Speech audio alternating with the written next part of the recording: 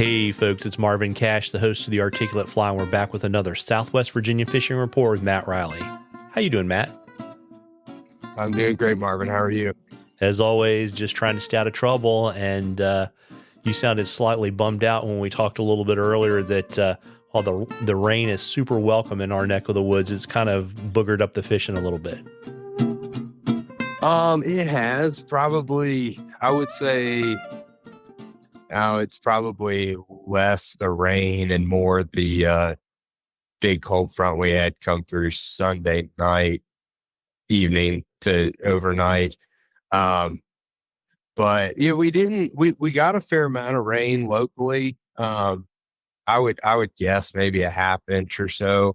But there was a lot of like Western North Carolina, upper New River watershed rain. I think there were a couple inches that fell up there. So, whole system has pretty much been impacted, varying degrees of clarity, as you move down the river. There's a couple pockets, places we've been able to find good conditions of fish, but yeah, big cold front, I think, has kind of tucked them in a little bit too. So it's been a little challenging the last couple of days, but like you said, the rain is very welcome, and it's looking like we might get another little shot over the weekend. So hopefully we kind of stay at a full, average seasonal to full level for, at least a little while.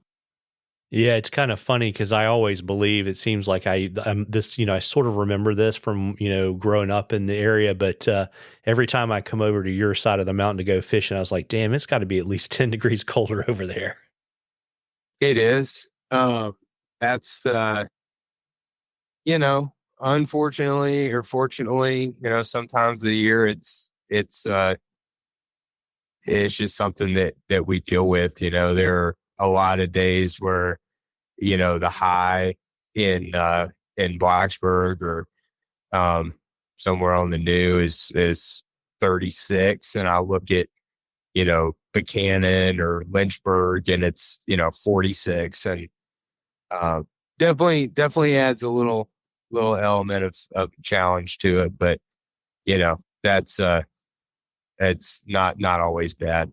Yeah, and I don't want to get in trouble for talking about covering water, but is this is the colder water going to help you fish fewer places with higher certainty in the future here? Oh, certainly, yeah. I mean, we've been I really, you can kind of count on. I tend to think about Thanksgiving, 3/4 of the way through the month of November, to kind of get us in that realm. Usually kind of certainly low 40s, mid 40s water temps will certainly start to concentrate them. But, it's usually sometime in there, late November.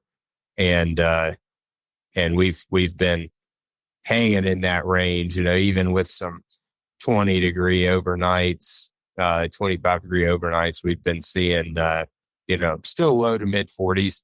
It's been sunny the last couple of days since it's got cold, but late last week, it was in the 50s and 60s and sunny. So we're still pretty warm. It's not like we're in winter yet. But yeah, they certainly have started to condense.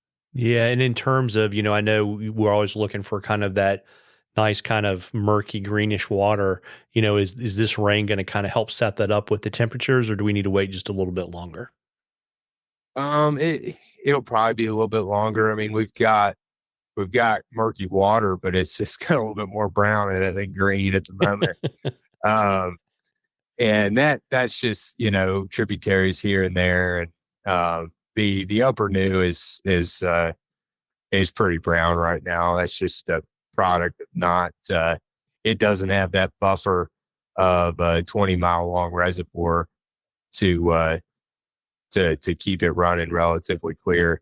I've said it before, But the one of the main differences between the upper new and the lower new is just that when we get a lot of rain, none of the reservoirs on the upper new are big enough to not, behave like just part of the river.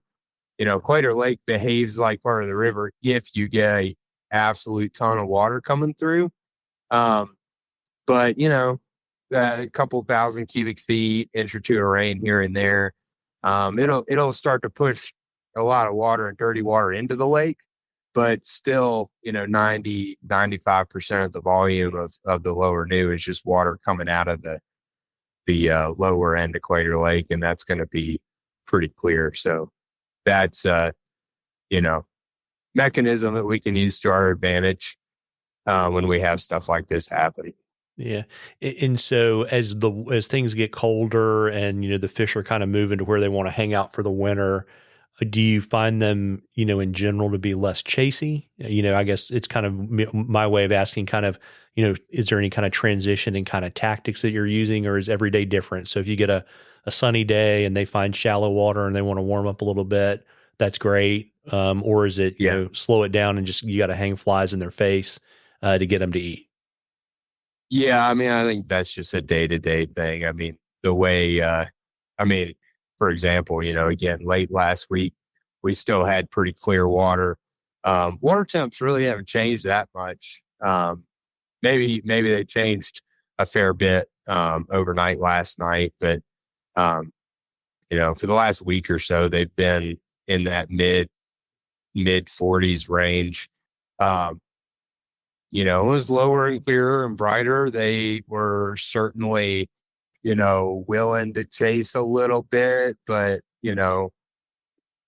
moving a little quicker. And, we get that hammer of the cold front dropped, and, they're just not quite as excitable, or at least it won't be for a couple of days as that kind of wears off, and, and you know, we get warmer, and the pressure comes down a little bit. But it's just kind of a day to day thing. And the nice thing about knowing the river and knowing where the fish are concentrated, where you should be moving fish, is that it's you're not getting much feedback. No feedback is not no feedback. Not moving a fish means that you're not doing something right, or sometimes they're just not gonna follow, and they're gonna eat or not. So it's just that helps to have the confidence and fish in areas where exactly where the fish are, and being able to throw something in there, and if it doesn't work, have the confidence to say he should have reacted to that. Let's change something up and do something different. Got it. And, it's interesting because we talked about this with, or I did, you didn't, with Ellis last time about clear water tactics and muskie. And I mean, do you Uh, generally, yeah, when the water's clear, do you generally try tactics that are going to try to get them to, I guess, for lack of a better word, have more of a reaction bite and eat far away from the boat so your cover doesn't get blown? Or is that really not an issue? um, you know, I mean, the classic fishing guide answer is it depends, and it always does. But the it varies from fish to fish, attitude to attitude. And pretty much, um, the hotter the fish, the less they are aware of their surroundings, generally speaking. Um, and all of the last month or two, I mean, I've had tons of fish eat within 10 feet of the boat, gin clear water, sun. You know, the best thing you can do, and this I think pretty much goes for all of the time. And I can't remember if I said this or not before on here, but um, I almost always am having people, or trying to have people, move move their retrieve through some kind of speed progression, um, you know, throughout the retrieve. So you make a cast, 70, 80 foot cast, you start, whatever speed you feel like you need to start at. Some days, we're burning them right out of the gate. Sometimes you're kind of starting off with that, sort of average pace, single hand erratic retrieve. And just like with all streamer fishing, there's a lot of imagination and make believe that goes into successful muskie fishing. And that's just, you know, imagining and believing that there's a fish, that there's eyes on your fly all the time. Um, Particularly when it's low and clear, I like to have that thing speeding up substantially by the time it gets about halfway to the boat. And certainly, hopefully moving pretty quick by the time it gets to the boat. The idea being that if, you make an 80-foot cast, you get 10 strips in, fish picks it up, starts following it. If it stays moving that same speed for the next 60 feet, chances are the fish will probably peel off before it gets to the boat, or it'll follow to the boat and then spook off, 10, 15 feet away from the boat because it's just kind of looking for an excuse to not eat it. And so if you can progressively speed that fly up, you're either the fish is going to reciprocate that level of engagement, and you're going to have a hotter fish at the boat. They're either going to eat it because they get jacked up enough to chase down and eat it, or you're going to have a hotter fish than you would otherwise. By the time that fly gets to the boat, you stand a better chance of converting them there. If they're not going to reciprocate, then they're probably not going to eat anyway, and you'll probably just leave that fish in the dust of your fly, and that's it. But it's worth doing. And I really learned that lesson one day. I was fishing with a friend of mine from East Tennessee, and I mean, we had moved like 12, 13 fish in the morning, and he just couldn't get them to eat. And I don't think I said anything, but I was just sitting there thinking like, man, we need to do something different. And the minute he got frustrated and hopped in the rower's seat, I basically started bombing casts and doing that, going from like relatively quick to like pretty much a burn by the time it got 50 feet, halfway back to the boat, and caught a fish on like the second cast. So that's kind of how I think about it. As things get colder, that changes a little bit. I tell people you can never move a fly too fast for a muskie. I mean, they always have the capability of. I've caught fish on a 2-hand burn in like 34-degree water. It's clear, they have the capability. Sometimes they're just not in that mood though. Real low, clear, and really cold water. Sometimes you do just kind of have to hang it in their face, and you do stand very little chance at the boat. And that's where things change a little bit. But I mean, yeah, you just kind of have to think about all those things and have confidence in what you're doing that is going to pay off at some point. Well, there you go. And I'll stop asking you questions because I don't want to completely shake you upside down before 2024. So I can come back and get a few more new muskie secrets. But this is actually our last fishing report with you for the year, which is kind of amazing. And so, I've collected all the people that sent in questions, played the Google random number generator game. But before I announce the winner, you want to let folks know kind of what you pulled together? Yeah, I'm going to put together a fly box of some of my, kind of throughout the smallmouth season, kind of go to problem solving flies, and then just some of the rod company and guide service stickers and swag and stuff. Well, there you go, and I'm really excited. The person who has won the award is probably the most frequent question asker across all of our fishing reports on the articulate fly. And I would have to say he probably, other than me, has more articulate fly stickers than anybody else in North America. Yeah. So the winner is Brenner Johnson. Brenner, congratulations. I would imagine within 10 to 15 minutes of this thing getting dropped later this week, you will see the post. I would encourage you to reach out to Matt probably on Instagram, and he will get you hooked up. And, as we're winding down, I know you've got a really exciting first Christmas to celebrate. But I also know that you're always booking trips. I imagine you're probably pretty well into your smallmouth inventory at this point, but you want to let folks know where they can find you, what you got, and all that kind of good stuff. Yeah. Yeah.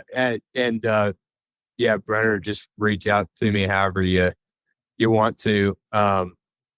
About time that number generator pulled that name out of the hat. I think he'd make a good musky fisherman.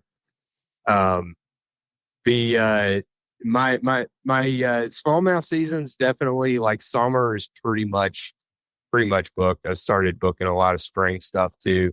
But I always say, regardless of where we're going to fit it in, if there's something that you're interested in, learning, experiencing, getting better at, et cetera, just drop me a line and we can at least start talking about it, figure out where it fits into a calendar. Got some different things going on in 2024. So calendar might look a little different than it normally would. But we're still got plenty of springtime and like early summer availability.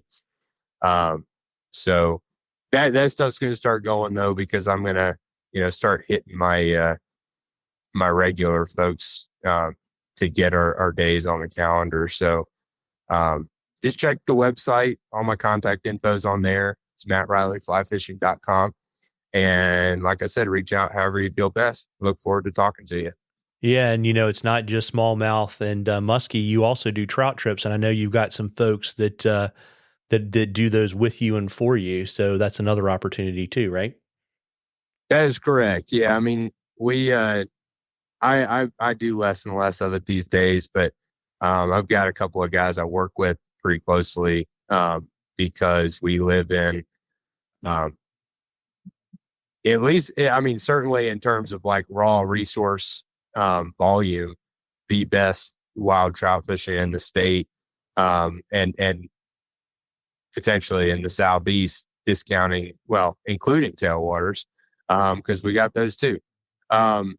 So that's something that I do year round, and I have a couple of folks that are in position to kind of be able to cater to that year round, regardless of whether I've got 150 smallmouth trips on my docket or not. So I like, if you get my newsletters, it always pretty much says, mountain stream dates to be determined. Reach out. Those are always available, and we can pretty much always get you out there on that.